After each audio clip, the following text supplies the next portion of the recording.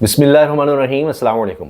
Saudi अरब और पाकिस्तान के दरमियान तारीख़ी तौर पर बड़े गहरे ताल्लुकात रहे हैं और ख़ास तौर पर जब से सऊदी अरब में तेल की फरावानी हुई तब से लेकर अब तक पाकिस्तान में जब ज़रूरत पड़े, चाहे कर्ज़ की सूरत में या किसी और माली मामले की सूरत में, हत्ता कि तेल के हवाले से आप देखें और दीगर हवालों से भी, तो सऊदी अरब और पाकिस्तान के दरमियान आपको नज़र आता है कि बड़े गहरे भी और बड़े अहम ताल्लुकात हैं। अब हाल ही में जिस तरह से आपने देखा और हमने उस बारे में वीडियो भी बनाई थी कि सऊदी अरब की शख्सियात पाकिस्तान में आती रहती हैं, वफ़द आते रहते हैं, लेकिन अभी मदीना मुनव्वरा में मस्जिद नबवी के इमाम, उनका पाकिस्तान आना और तमाम शख्सियात से मिलना, सियासी शख्सियात से, फिर आर्मी चीफ से मुलाकात, सियासी शख्सियात में हुकूमती जमातें तो हैं ही लेकिन तहरीक इंसाफ के लोगों से भी मुलाकात, और फिर ज़ाहिर है कि पैगामात की भी बात होती है, उससे पहले वक्त भी आते हैं। ये ख़बरें भी आईं, वो हमने आपसे शेयर की कि इमरान खान शायद 2-2.5 माह पहले रिहा हो जाते, लेकिन शेर अफजल मरवत का बयान सऊदी अरब के हवाले से कि जी रजीम चेंज में सऊदी अरब का भी हाथ है, उसके बाद कुछ चीज़ें गड़बड़ हो गई। अब मोहम्मद बिन सलमान के एक बयान ने इस वक्त तहलका मचाया हुआ है और ये नहीं हो सकता कि मोहम्मद बिन सलमान इस तरह का बयान दें और पाकिस्तान तो पाकिस्तान, लेकिन पूरी दुनिया में उसके हवाले से बात हो रही है, ख़ास तौर पर अरब ममालिक में, जिसमें वो बात करते हैं कि उन्हें ख़दशा है उन्हें कत्ल कर दिया जाएगा। अच्छा, इसमें एक और बड़ी दिलचस्प बात, अहम बात यह है कि एक अरब ममालिक का एक इत्तेहाद है, एक यूनाइटेड एक फ़ोर्स बनी हुई है, और ये यमन के तनाज़ुर बनी थी जब यमन में जो हुसी बागी हैं उनसे मुकाबला करने के लिए उस वक्त बहुत ज़्यादा मिज़ाइल हमले, ड्रोन हमले हो रहे थे सऊदी अरब पर और उनकी ऑयल की तनसीबात पर। तो फिर एक इत्तेहाद बना अरब ममालिक का, क्योंकि अरब ममालिक की जो फ़ौजें हैं वो कोई ख़ास उस तरह से हैं नहीं, उनके पास पैसा ज़रूर है लेकिन फ़ौज उतनी मजबूत नहीं है। तो यहाँ पर रहील शरीफ साहब रिटायर हुए थे और उनको शायद, वैसे तो होता है कि 1-2 साल के अंदर वो इस तरह की कोई पोस्टिंग नहीं ले सकते, लेकिन फिर NOC जारी हुआ था और उस वक्त नून लीग की हुकूमत थी। राहील शरीफ से कोई बहुत अच्छे ताल्लुकात तो नहीं रहे मियां नवाज़ शरीफ साहब के, अगरचे वो हर आर्मी चीफ को यही सोच कर लगाते थे कि वो बड़ा हमारा कुछ सर्व करेगा और इस तरह से और ये और वो, लेकिन उसके बाद वो धरना सारा हुआ और फिर उसमें ज़हीरुल इस्लाम का नाम आया। फिर राहील शरीफ साहब बराह रास्त नहीं लेकिन उनके मर्ज़ी के बगैर तो नहीं हो सकता, और फिर कोई बहुत ज़्यादा कार्रवाई भी नहीं हुई ज़हीरुल इस्लाम के ख़िलाफ़। तो ये सब चीज़ें हुई। अब राहील शरीफ साहब को NOC भी दिया गया और वो उस अरब इत्तेहाद की जो फ़ौज थी उसकी सरबराही करते रहे। और अब राहील शरीफ साहब का अचानक रावलपिंडी आना, यहाँ पर आए और उसमें साबिक़ आर्मी चीफ होते हुए उनकी शिरकत भी थी और इशफाक पुरस्कियानी की भी थी, लेकिन जो चीज़ डिबेट का हिस्सा बनी वो ये कि जनरल कमर जावेद बाजवा कहाँ हैं। और आप ये देखें कि फैज़ हमीद साहब की गिरफ्तारी के बाद अब ख्वाजा आसिफ ने जनरल बाजवा पर भी हमले शुरू कर दिए। वही जनरल बाजवा जिनसे मुलाकात करते रहे, जिनको क्रेडिट देते रहे कि मियां नवाज शरीफ साहब के प्लेटलेट्स गिरे और उनको बाहर जाने दिया गया, जिनके बारे में नून लीग की पॉलिसी थी कि उनको कुछ नहीं कहना। अब उन जनरल बाजवा के बारे में बात कर रहे हैं कि जी वो एक बड़े प्लान का हिस्सा थे और अब जो भी है उसमें उनको भी शामिल किया जाना चाहिए, खाली फैज़ हमीद ही नहीं।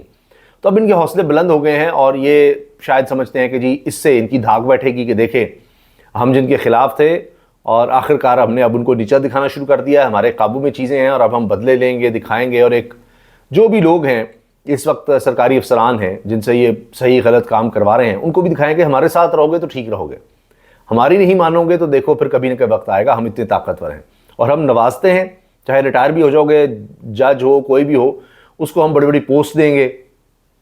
कोई रिटायर्ड जनरल है तो उसको हम सेनेटर भी बनवा देंगे, उसको वजारतों में भी शामिल कर लेंगे, बड़ा कुछ करेंगे। लेकिन अगर हमारे खिलाफ जाओगे तो देखो फिर हम इस तरह कार्रवाइयाँ करवाते हैं, सब कुछ करवाते हैं। जनरल बाजवा इमरान खान साहब के भी निशाने पर रहे। अब दिलचस्प बात यह है कि उस वक्त नून लीग उनको डिफेंड करती रही और अब नून लीग की तरफ से ख्वाजा आसिफ ने इंकशाफ किया है कि वो तो मार्शल लॉ लगाना चाहते थे और उसकी उन्होंने धमकी भी दी थी। वो कहते थे मुझे 1 साल एक्सटेंशन और दो। ये बातें आप कर रहे हैं और ये कहते जी फैज़ हमीद के साथ अब जनरल कमर जावेद बाजवा को भी साथ शामिल करके उनके खिलाफ भी कुछ किया जाए, जिनकी डिमांड नज़र आ रही है।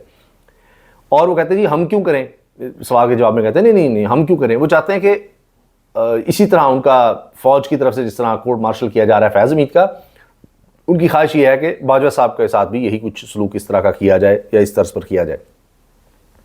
अब बाजवा साहब इस मुलाकात में नहीं थे जो आर्मी चीफ ने افسران کی اور دیگر جوانوں کی جو ریٹائرڈ ہیں ان کی حوالے سے ایک ظہرانہ تھا، اور اس میں نے کو بتایا کہ اشفاق پرویز کیانی تھے، راحیل شریف تھے، لیکن جنرل قمر جاوید باجوہ نظر نہیں آئے. تو اس کو بڑا ہائی لائٹ کیا جا رہا ہے.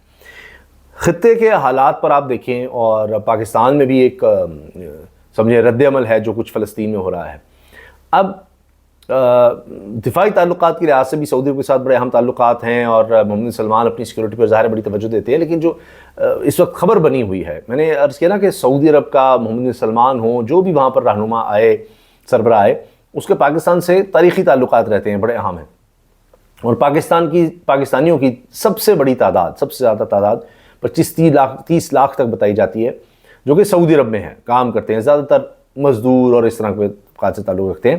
تو سعودی عرب کے بارے میں کچھ بھی ہو، حجاز مقدس بھی وہاں پر ہیں، مکہ شریف اور مدینہ منورہ آپ دیکھیے، مکہ المکرمہ، بیت اللہ شریف وہاں پر ہے.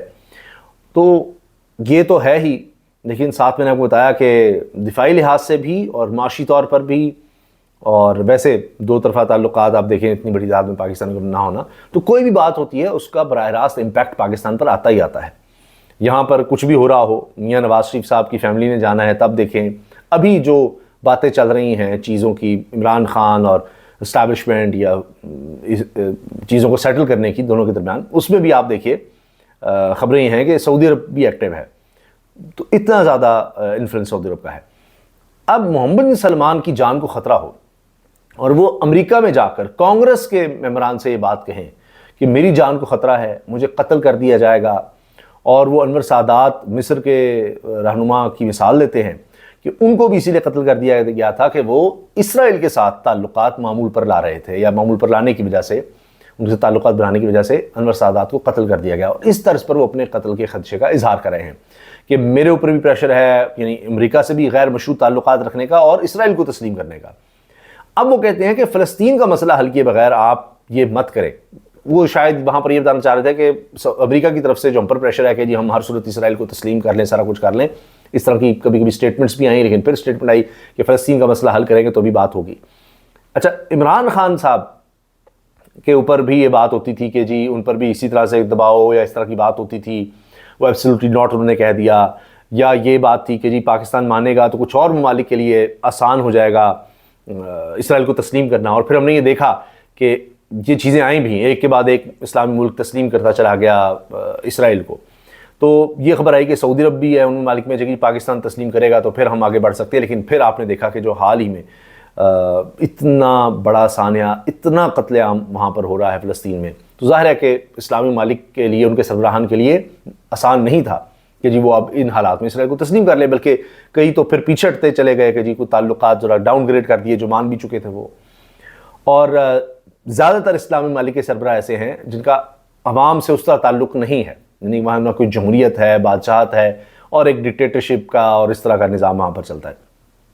اس لیے وہاں کی لیڈرشپ کو یہ خطرہ رہتا ہے کہ کوئی پاپولر اپرائزنگ نہ ہو جائے. عرب اسپرنگ بھی دیکھا تھا، اب تو خیر پاکستان میں بھی اس خطرے کا اظہار کیا جاتا ہے بنگلہ دیش کو دیکھ کر. تو محمد بن سلمان بھی کہہ رہے ہیں کہ اگر میں اس طرح سے اسرائیل کو تسلیم کر لیتا ہوں، جو پریشر ہے سارا کچھ، تو میرے اپنے لوگ میرے خلاف ہو جائیں گے اور میرے خلاف بہت زیادہ خطرات بڑھ جائیں گے کہ مجھے مار دیا جائے. تو یہ بات انہوں نے وہاں پر کی ہے اور اس کی ہیڈ لائنز پوری دنیا میں بنی ہیں. تو آپ دیکھیے کہ کس طرح امریکہ ہو، اسرائیل یا ان کی لابی، وہ کس طرح سے سربراہان پر پریشر ڈالتے ہیں کہ وہ کہتے ہیں بھئی ہماری قوم نہیں مانے گی، ہمارے لوگ نہیں مانیں گے، یا اس طرح کا پریشر آ سکتا ہے، لوگ اتنے زیادہ ہمارے خلاف ہو سکتے ہیں، اپنے لوگ ارد گرد، لیکن پھر بھی وہاں پر کتنا پریشر ہوتا ہے. تو اگر نہیں مانتے آپ تو پھر آپ رجیم چینج بھی دیکھتے ہیں. یہ بھی ایک مثالیں ہیں دنیا میں، اور امریکہ نے یہ سب کیا ہے، اور وہ کئی سال کے بعد جب وہ سیکرٹس آؤٹ ہوتے ہیں تو پتہ لگتا ہے کہ ہاں، اس سے پہلے آپ ڈینائی کرتے رہتے ہیں. تو خیر یہ ایک خبر محمد بن سلمان نے جو کہی وہ تہلکہ اس نے مچایا ہوا تھا. اب تہلکہ خیز خبر اس وقت جو چل رہی ہے وہ ہے کہ فیض حمید صاحب کی آڈیو سامنے آ گئی. اب سار عالم کے ساتھ جو گفتگو ہوئی، وہ اس وقت چیئرمین پیمرا تھے، اور یہ آڈیو سامنے آئی ہے جس میں فیض حمید کہہ رہے ہیں کہ جی آپ ہمیں لفٹ نہیں کراتے. تو سار عالم صاحب کہتے ہیں جی ہماری تو لفٹ ہی آپ کے لیے ساری کی ساری. کہتے ہیں جی لائسنسز، 2 چینل کے لائسنسز کا معاملہ ہے. تو کہتے ہیں آپ سے تو میری براہ راست اس پر بات نہیں ہوئی. کہتے ہیں جی ہم نے لوگ بھیجے، لیکن وہ کہتے ہیں جی آپ کسی کی سنتے نہیں. تو میں نے کہا میں خود درخواست کر دیتا ہوں. تو آپ کے پاس بریگیڈیئر صاحب آئیں گے، وہ کہتے ہیں جی کون سے چینل ہیں بتائیں. انہوں نے کہا نہیں وہ بریگیڈیئر صاحب کو پتہ ہے، وہ آپ کے پاس آئیں گے اور وہ آپ سے بات کر لیں گے. کہتے ہیں جی ٹھیک ہے. سہارنپور صاحب نے کہا. اب اس موقع پر یہ آڈیو سامنے آنا یہ بھی بڑی ایک اہم خبر ہے. اور یہ بھی دیکھیے کہ عطا تاڑر صاحب وزیر اطلاعات اب فیض امین کی گرفتاری کو کیسے کیش کروانا چاہ رہے ہیں. وہ کہتے ہیں جی فیض امین کے اقدامات بانی پی ٹی آئی کی خواہش شامل تھی، کہ جو کچھ فیض امین نے کیا ہے اس میں عمران خان صاحب کی خواہش شامل تھی. یعنی وہ جیل میں ہوتے ہوئے خواہشات کر رہے تھے اور فیض امین اس پر عمل کر رہے تھے. واہ بڑی دلچسپ بات ہے. اور اب یہ بھی کہ اس سے نظر آتا ہے کہ خواہش یہ بھی ہے کہ اور لوگ بھی گرفتار ہوں یا ہو سکتے ہیں. اور اس میں آپ دیکھیں کہ اب نون لیگ کی طرف سے خواجہ آصف صاحب وہ چاہ رہے ہیں کہ اسی چیز میں جنرل باجوہ صاحب کا بھی سارا کچھ کر دیا جائے، ان کو بھی نتھی کیا جائے. جبکہ ملک احمد خان صاحب جو بقول عمران خان کے سارا وقت بیٹھے رہتے تھے جنرل باجوہ کے پاس، وہ ڈیفینڈ کر رہے ہیں جنرل باجوہ کو. نہیں وہ تو سینئر موسٹ کو لگانا چاہتے تھے، وہ تو صاف کہہ رہے تھے مجھے ایکسٹینشن نہیں چاہیے. خواجہ آصف کہتے ہیں ایکسٹینشن چاہیے تھی، وہ مارشل لاء تک لگانے کی دھمکی دے رہے تھے. ملک احمد خان صاحب جو صبح سے لے کے رات تک ان کے پاس بیٹھے رہتے تھے وہ کہتے ہیں نہیں ایسا کچھ نہیں ہے. تو نون لیگ کے اندر بھی اب ڈیبیٹ چل رہی ہے کہ یہ نہ ہو کہ آپ سمجھتے ہیں باجوہ صاحب کا کورٹ مارشل کرا دیں کچھ کروا دیں تو پھر ہمارے راز بھی نہ کھل جائیں. وہ اب بھی کہ ہم نے ان سے بڑے فائدے لیے ہوئے ہیں تو اب بھی ان کو ڈیفینڈ کرنا چاہ رہے ہیں. تو یہ دو طرح کی سوچ اس وقت نظر آ رہی ہے. نون لیگ کنفیوز ہے. اندر کی خبر یہ بھی ہے کہ میاں نواز شریف صاحب دوبارہ ایکٹیو ہونا چاہتے ہیں اور وہ کہہ رہے ہیں کہ اچھا آج بڑی ڈیبیٹ ہوئی کہ عمران خان کے بارے میں محتاط رہو، سارے معاملات کے بارے میں محتاط رہو، اور اب بلدیاتی الیکشن کروائیں نہ کروائیں.